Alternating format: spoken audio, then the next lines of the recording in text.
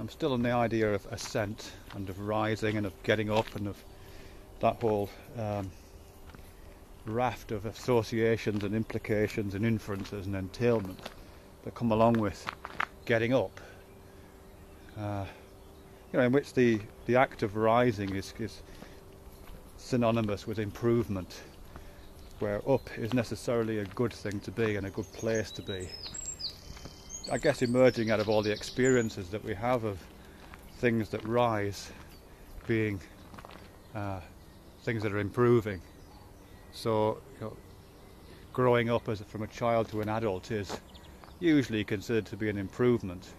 And when you're at your intellectual and physical peak, you tend to be also usually at your highest stature. You stand the tallest, crudely put.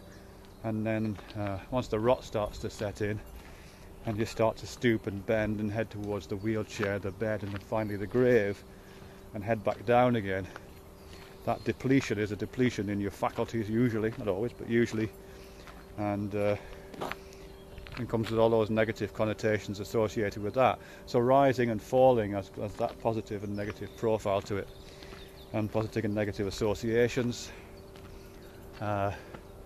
I think there's some kind of physical correlates as well. When I'm up at the top of this hill in Totnes, and there's definitely some advantages to being up a hill.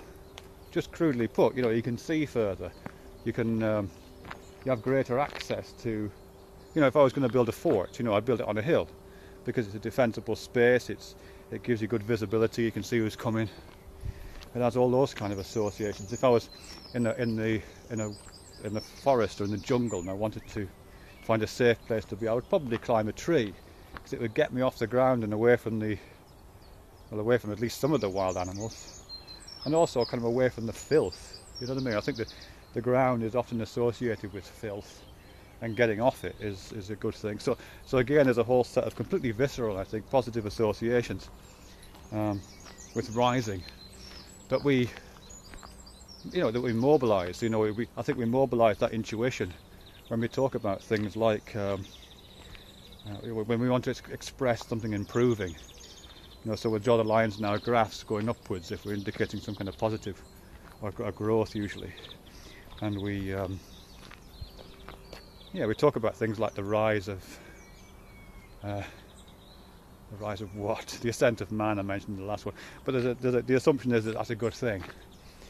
Descent into madness and descent into criminal activity is the opposite of the good thing. You know what I mean? But I think I think we also use that metaphor of rising being good and being increasing knowledge, increasing visibility, increasing light.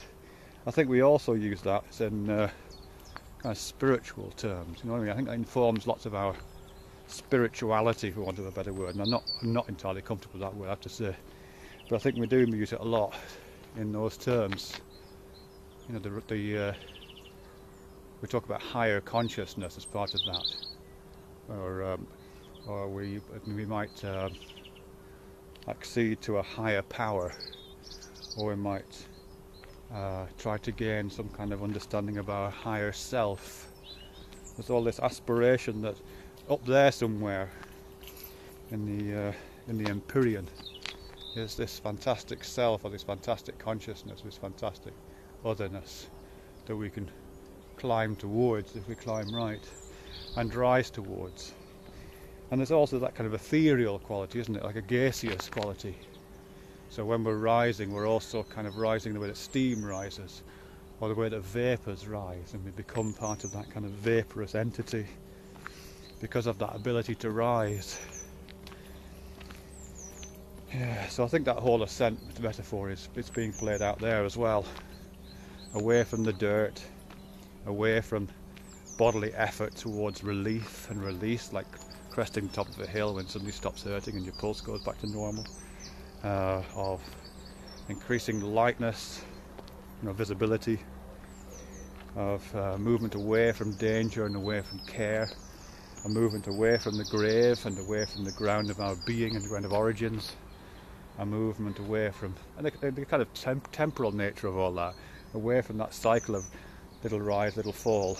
You know, if you get up high enough, you achieve kind of escape velocity, I guess, you know, and you just stay up, you know, like a helium balloon. I think it's that kind of a thing that's going on in our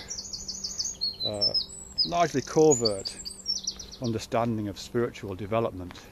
It is a kind of rise, it is climbing the ultimate mountain possible, and it is about dissolving into the clean white atmosphere that's up there somewhere. Maybe.